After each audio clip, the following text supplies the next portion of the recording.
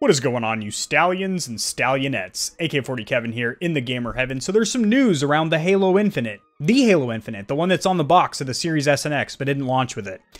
Some fans are pretty upset. Others are pretty excited. I'm pretty neutral. Let's talk about it.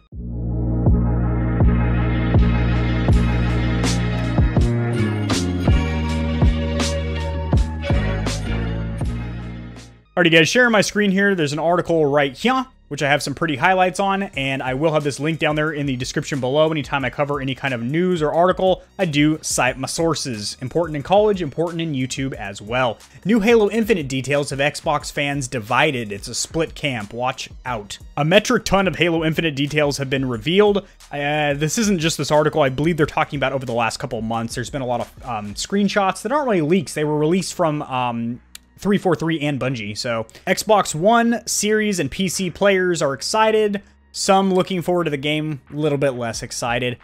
And this latest news comes in the form of a Q&A with 343 devs. They range from gameplay to story, and some of them are brand new, while others are updates on pre-existing information. So, day and night cycle in game. We have heard about this previously, as well as natural disasters and a weather system such as windstorms, but not rainstorms or snowstorms, though 343 teases this could come in the future.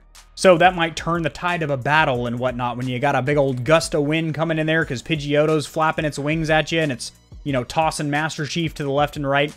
Tying into this, what enemies you come across and how they behave will change on the time of day. So you'll encounter certain kinds of enemies, just like Final Fantasy 15, maybe at night. Also, some enemies might have less energy if they just woke up from a long nap or something. Complementing this will be wildlife, some of which will be hostile, but as of now, there is no hostile wildlife, but there probably will be wild beasts of the plains. Fearsome beasts of the mountains and plains. I seen a bear so powerful that it snapped a man's body in half with his huge jaws. I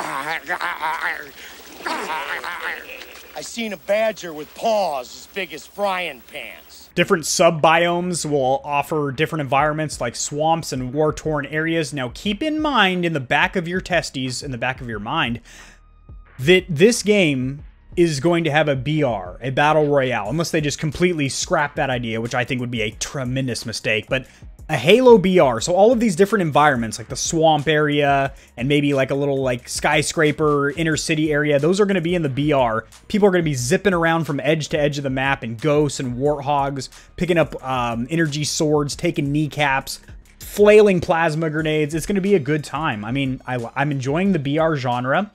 And I like Halo, so put them together, I'm in. I'm in.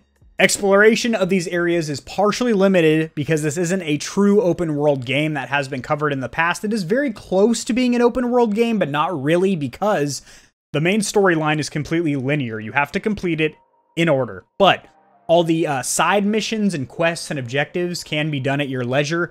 But as far as the primary story, you're not going to be able to progress until you do them in order, which is pretty, I'm not going to say expected, but historically it's what we've seen from Halo titles. Other details include, now I made this highlight these here in a different color because they're not good news. Other details include word of no dual wielding. Why would you do it? No playable elites. ¿Por qué? Why? No audio logs. Don't really care about that, but I know some people enjoyed them. The ability to knock things off Halo Zeta, or Zeta Halo, I'm sorry. Random encounters. There should be random encounters to add a little spice of pizzazz to the game. Like, wow, my friend played through the campaign. He didn't have that happen. Bases and outposts. Don't care too much about that. It might be kind of cool to build up a headquarters or a base where it's kind of like a RPG aspect. And dynamic cutscenes that react and change depending on the time of day, weather, and what weapons you're holding. So that's going back to like Xbox 360 and PS3 eras. We've had, you know, if you enter a cutscene holding a certain gun and it's at night, the cutscene's going to play out like that in certain games. Why backtrack for the 9th generation consoles like that? They had the horsepower, trust me. I have both consoles. They have the power to play cutscenes holding the damn weapon that you had when you entered the cutscene and in the time of day. Like, that is stupid. I mean, it's not a huge deal, but it does take you out of the immersion of the game. Lastly, players can hold one piece of equipment in multiplayer. Again, we're backtracking. Furthermore, once you use it, it's gone, so you can't pick up another one or what? However, there are plans to allow players to modify it via custom games. Well, no shit. It's a custom game. You can do whatever you want. It's your private game. And again, the release date is still set for sometime later, 2021, on Xbox One. Again, I personally don't think it should be on the Xbox One. I believe it should be on the Series S and X and the PC, because developers have to develop for the lowest platform, which in this case would be like Xbox One or low-spec PCs.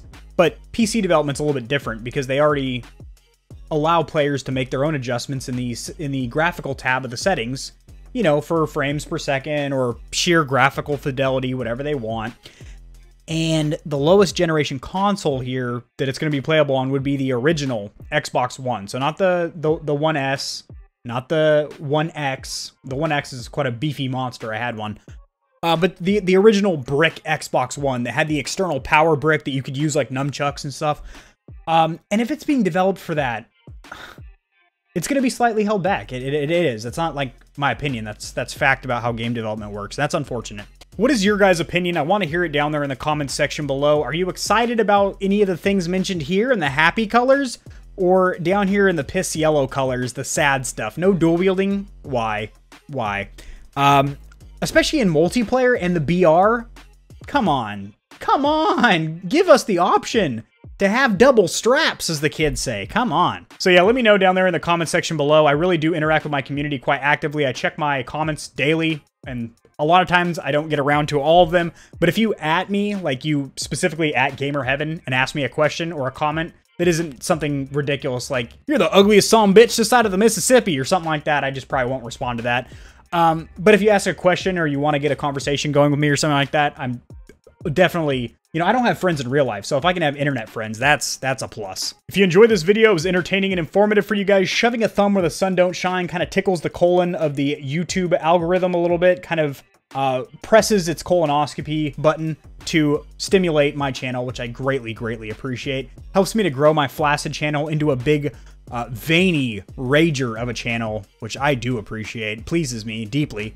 Subscribe for more content like this. I cover a lot of news in the gaming community and industry, as well as a lot of tutorials helping you guys get set up streaming and YouTubing, and I will see you guys in the next video. A peace.